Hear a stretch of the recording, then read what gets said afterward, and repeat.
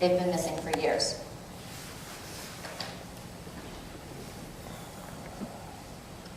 Now, Bosnian Serb forces, supplied by the Yugoslav army, surrounded the Bosnian capital of Sarajevo, lobbed mortar and cannon shells, killing civilians. There were also sniper attacks. Bosnian Croats and Muslims also began to fight each other, so you had this cocktail of ongoing extreme violence. In addition, in predominantly Croat parts of Bosnia, they too carried out measures against Muslims, some of whom reciprocated against Serbs and Croats. Now, in this war, there was a ceasefire, originally in 1994, where Muslims and Croats formed, or attempted to form, a Muslim-Croat federation within Bosnia-Herzegovina.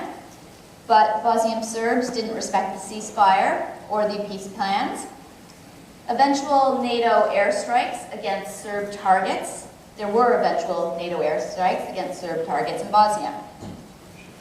Now, the Dayton Peace Accords, led by the US government in 1995, ended the war, and Bosnia-Herzegovina ceased to be a part of Yugoslavia.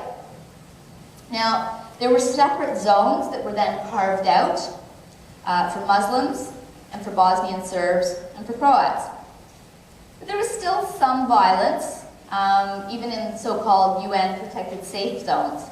And this led to the indictment of Bosnian Serb leader Radovan Karadzic. Again, the Bosnian-Herzegovina War was the bloodiest conflict in Europe since World War II.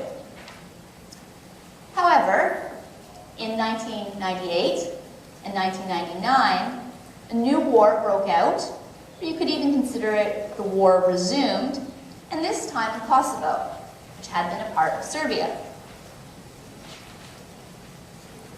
Now, there'd been a lot of unrest in Kosovo, even in the 1980s. Milosevic had actually gained his reputation by cracking down on ethnic Albanians in Kosovo, and again in the late 1980s, so even before the collapse of communism. 1998 to 99 saw a full-fledged war. Now, in Kosovo, Albanians had formed the Kosovo Liberation Army with the goal of obtaining freedom from Yugoslavia.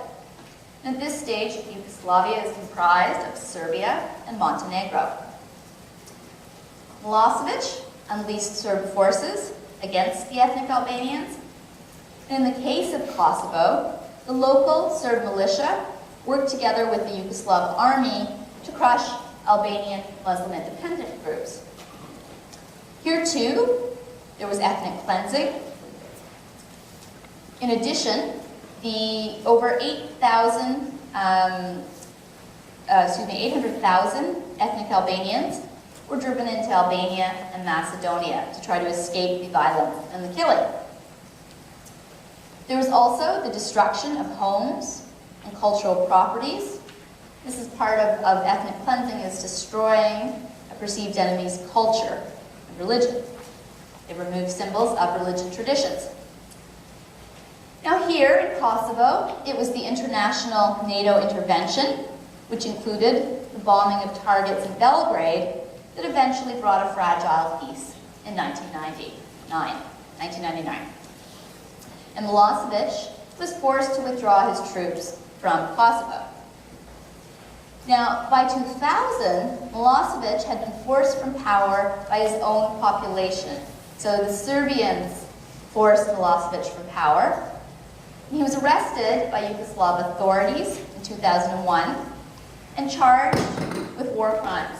So Yugoslavia charged Milosevic with war crimes and genocide, and tried, or he was started to be tried at the International Criminal Tribunal for the former Yugoslavia in The Hague.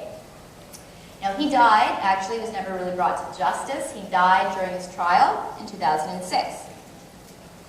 So these wars in Slovenia, Croatia, and Bosnia-Herzegovina resulted in the breakdown of the Federation of Yugoslavia into a series of independent countries. In 2012, there was the removal of international supervision over the territories of Kosovo. Now, in terms of ethnic cleansing,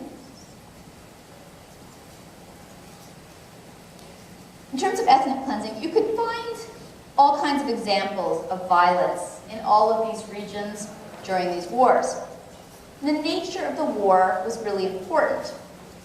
Like World War II, people were forced to do humiliating things. Humiliation was was a method used. You saw a little bit of that in the film when the soldier urinates on his enemies. But also people were forced to dance and to sing before they were killed. There was every kind of atrocity, concentration camps included. So the nature of the war was very, very shocking, but it was very well known because you could find images everywhere. In fact, people sometimes filmed rapes and then sold it. So this was used as pornography. There was a lot of awareness and publicity about this war. Now, this term, ethnic cleansing, came to be used by people on various sides of the wars, of all of the wars. And viewed from the point of those who carried out the ethnic cleansing, was very successful. Territories became homogenous when they had once been very, very mixed. Another phenomenon was due to the openness of the region. So Central Europe, it's very easy to access this area. So there was this phenomenon of mercenaries coming and fighting with Serbs or with Croat forces. They were called weekend warriors.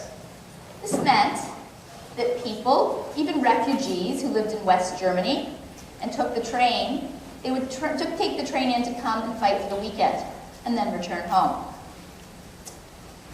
The collapse of communism meant that there was no shortage of weapons. So adding fuel to the fire is the enormity of the weapons that are available to all sides.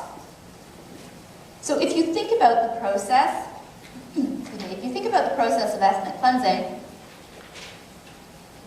you can see how violence polarized the region and created ethnic hatreds where there may not have been any. Violence breeds violence.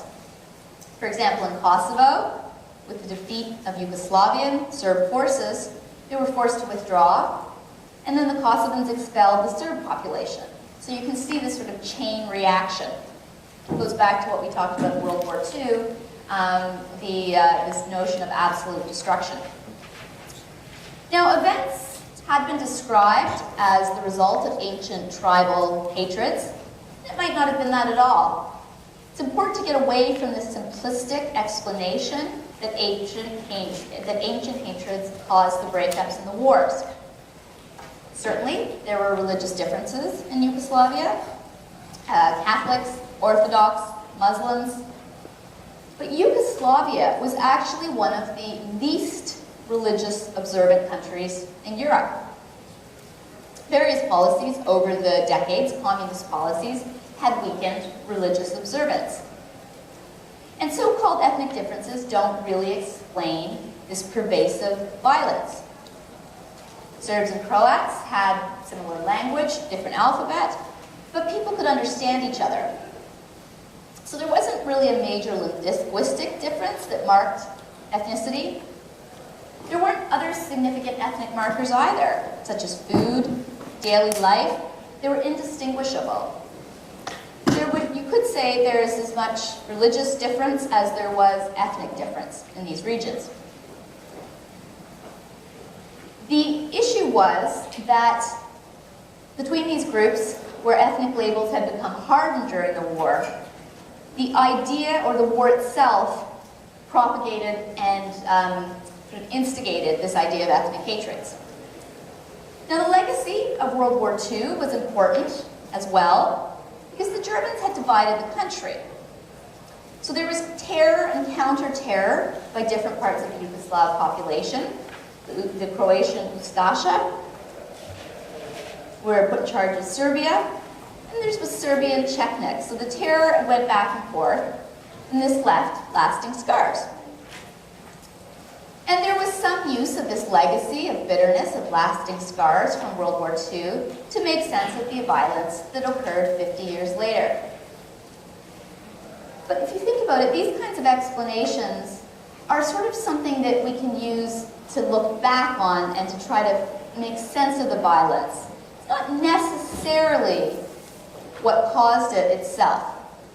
If you think about Czechoslovakia, which broke up in the 1990s, they too were on opposite sides during World War II. So you had the Czechs were German, they were occupied by the Germans. Slovakians were sort of an independent country who supported Germany. So this notion of hatred is very flexible, and it covers over decades of cooperation and coexistence. You see a similar sort of belief about the 1994 Rwanda genocide, and chalked up to ancient hatreds, but this was actually a very mixed population as well. So the differences were as much, well, I guess the differences were sort of as often as much the result of violence as they were the cause. So what can we point to for cause? One factor goes back to the role of certain key individuals. In contrast to other situations that we've talked about, in this case, there were some individuals who actually had made an entire career of playing this sort of nationalist ethnic card, who used these divisions, or whatever divisions there were, propagated divisions, to their own political advantage. Milosevic in Serbia, Tudjman in Croatia, Karadzic, sorry, I learned that today, in Bosnia and Herzegovina. They had all played the ethnic card, the role of the so-called liberator, for the sake of increasing their own power. And this came at a moment of dislocation and instability that was the part of the breakup of communism. So it was a moment to be taken advantage of. Now, it is important to note that violence itself is a force in history. If you think about it, the breakup of Yugoslavia actually brings together many of the issues of our course. The role of the two world wars. Yugoslavia was formed after World War I. The unpredictability of events, the rise and fall of communism, and the Cold War. But it's important to note the things that have changed. Milosevic was not brought down by international justice, but rather by internal forces inside of Serbia. And maybe the most concrete example has to do with the second last part of Yugoslavia. That was Montenegro. Now, Montenegro broke away in 2006 as a result of negotiations. But in the World Cup of that year, Serbs and Montenegrins played together on a unified team. So there is a resilience of human decency. That's it for today. On Tuesday, we will talk about multiculturalism in